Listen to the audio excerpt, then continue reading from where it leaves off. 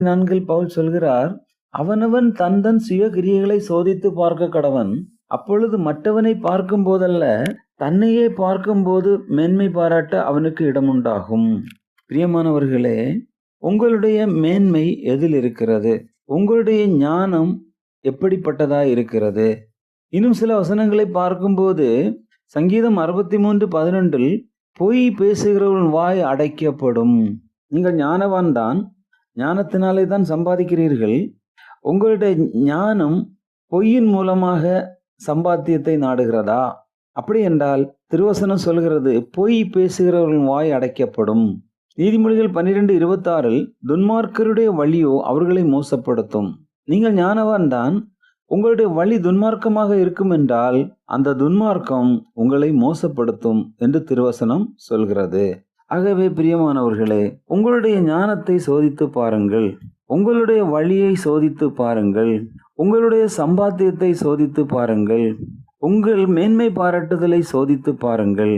கலாத்தியர் 6:4 சொன்னது போல, அவனவன் தன் சுய கிரியைகளை சோதித்து பார்க்கப்படவன்.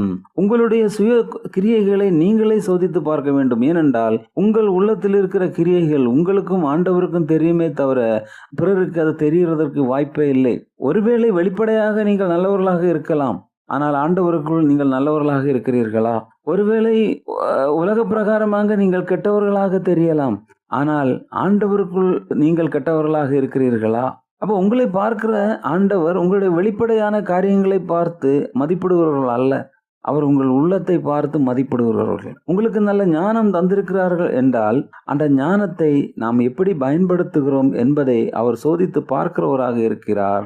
திரும்பவும் அந்த வசனத்தை பாருங்க, நீதிமொழிகள் 16:16 பொன்னை சம்பாதிப்பதிலும் ஞானத்தை சம்பாதிப்பது எவ்வளவு உத்தமம், வெள்ளியை சம்பாதிப்பதிலும் புத்தியை சம்பாதிப்பது எவ்வளவு மேன்மை. பிரியமானவர்களே, உங்களை நீங்களே கேட்டு பாருங்கள், நீங்கள் எப்படி இருக்கிறீர்கள்? உங்களுடைய ஞானம் எந்த பாதையில் சென்று கொண்டிருக்கிறது? தேவனுக்கு பிரியமான பாதையிலா, தேவனுக்கு தூரமான பாதையிலா? உங்களை சோதித்து பார்த்து தேவனுக்கு பிரியமான பாதையிலே என்றால் நீங்கள் மேன்மை பாராட்ட அங்கு இடம் உண்டு. ஏனென்றால் நீங்கள் ஆண்டவருக்கு உண்மையாக இருக்கிறீர்கள். உங்களுடைய பாதை தேவனுக்கு தூரமாக இருக்கிறது என்றால் எந்த இடத்தில் நீங்கள் விழுந்து போனீர்கள், எந்த இடத்துல உங்களுக்கும் தேவனுக்கும் உள்ள இணைப்பு துண்டிக்கப்பட்டிருக்கிறது என்பதை கண்டுணர்ந்து தேவனுக்குள்ளான உங்கள் இணைப்பை சீர்படுத்தி தொடருங்கள். உங்களுடைய ஞானத்தை உலக ஞானத்தை போல மேன்மை பாராட்டாதபடிக்கு ஆண்டவருக்குள்ளாக ஒப்பு கொடுத்து அவருடைய ஞானத்தை பெற்றுக்கொண்டு அவர் காட்டும் பாதையிலே தொடர்ந்து முன்னேறி அவருடைய ஆசீர்வாதத்தை பெற்றுக்கொள்ளுங்கள். இன்னும்